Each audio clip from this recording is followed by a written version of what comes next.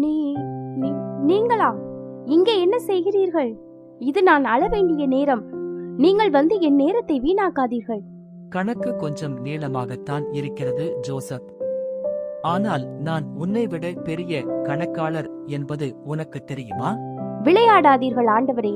நாளை காலை விடிந்தால் என் வாசலில் 4 பேர் வந்து நிற்பார்கள்.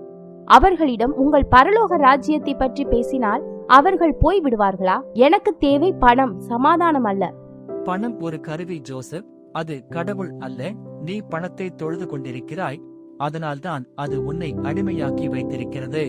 நான் உன்னை விடுதலையாக்க வந்தேன். விடுதலையா? எப்படி? வானத்திலிருந்து பணமழை பொழிய போகிறதா?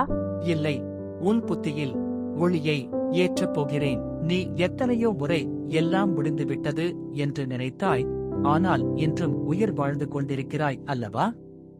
அது என் கிருபை. செங்கடலுக்கு முன்னால் நின்ற மோசேக்கும் இதே பயன்தான் இருந்தது. பின்னால் இராணுவம், முன்னால் கடல். வழி எங்கே இருக்கிறது என்று கேட்டான். நான் கடலை பிளந்து காட்டினேன். ஆனால் இது கடல் அல்ல ஆண்டவரே, இது கடன். சமூகம் என்னை ஏளனமாக பார்க்கிறது.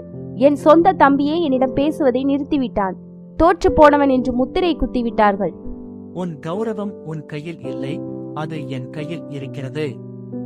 சிலுவையில் நான் நிர்வாணமாக தொங்கிய போது உலகம் என்னை பார்த்து ஏளனம் செய்தது. உன்னையே உன்னால் காப்பாற்ற முடியவில்லையா என்று கேட்டார்கள். ஆனால் அந்த அவமானம்தான் இன்று உலகையே இரட்சித்துக் கொண்டிருக்கிறது. உன் இன்றைய அவமானம் உன்னை பெரிய உயரத்திற்கு தயார் செய்யும் ஒரு பாடம். நான் என்ன செய்ய வேண்டும்? இப்போதே சொல்லுங்கள். நாளை அந்த மனிதர்கள் உன் வாசலில் வரும்போது பயந்து ஓடாதே. நிமிர்ந்து நின்று பேசு. உண்மையைச் சொல். உன் உழைப்பை 2 மடங்காக்கு. நீ இதுவரை உன் பலத்தினால் ஓடினாய், இப்போது என் பலத்தினால் ஓடு. உன் தொழிலில் நான் ஒரு புதிய யுக்தியை தருவேன், அதை சரியாக பயன்படுத்து. வழிகள் திறக்கும். அவர்கள் எனக்கு கெடு விதித்தால்? அவர்களுடைய இதயங்கள் என் கட்டுப்பாட்டில் இருக்கின்றன. நீ நேர்மையாக இருக்க தீர்மானித்தால் அவர்கள் மனதில் நான் இரக்கத்தை உண்டாக்குவேன். வனாந்தரத்தில் மன்னாவை பொழிந்த நான் உனக்கு ஒரு வருமான வழியை உண்டாக்க மாட்டேனா? நீ அநேகருக்கு கடன் கொடுக்கும் நிலைக்கு உன்னை உயர்த்துவேன். இது என் சத்தியம். ஆண்டவரே, நான் பயப்படவில்லை, ஆனால் எனக்கு துணை வேண்டும். நான் ஏற்கனவே உன் வாசலில் நின்று உனக்காக போராடிக் கொண்டிருக்கிறேன். நீ தூங்கு ஜோசப். நாளை உன் வாழ்வில் புதிய அத்தியாயம் தொடங்கும். உன் கணக்கை நான் பார்த்துக் கொள்கிறேன். என் பிள்ளையே, ஏன் இவ்வளவு பாரத்தை சுமக்கிறாய்? பொருளாதார நெருக்கடியும் கடன் சுமையும் உன்னை தூங்க விடாமல் செய்வதை நான் அறிவேன். இன்று நீ சுமக்கும் இந்த கடன் என்ற நுகம் உன் தூக்கத்தை திருடிவிட்டது, உன் சிரிப்பை மங்கச் செய்துவிட்டது என்பதை நான் காண்கிறேன். உன் கண்ணீரை துடைத்துக்கொள். நான் உன்னோடு இருக்கிறேன். இக்கட்டான இந்த சூழலில் இருந்து உன்னை விடுவிக்க நான் வல்லவர். நீ பயப்பட வேண்டாம், நான் உனக்கு துணையாய் இருக்கிறேன். இதோ பார், நான் உனக்குச் சொல்கிறேன்.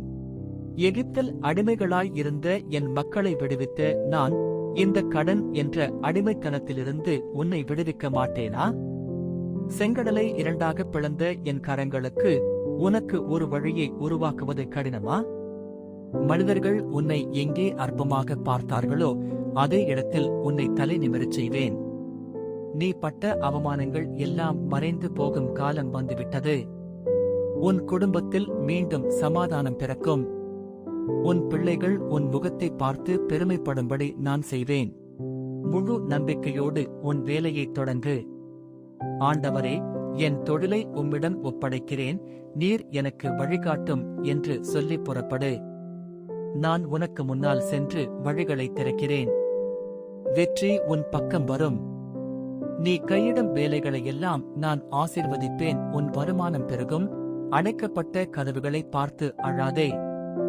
நான் உனக்கு முன்பாகச் சென்று கோணலானவைகளை செவ்வையாக்குவேன். நீ இதுவரை யோசிக்காத புதிய வழிகளை உன் தொழிலில் நான் காட்டுவேன். உன் புத்திக்கும் அறிவுக்கும் எட்டாத ஆலோசனைகளை உன் உள்ளத்தில் நான் விதைப்பேன். அணைக்கப்பட்ட வாசல்கள் திறக்கும்.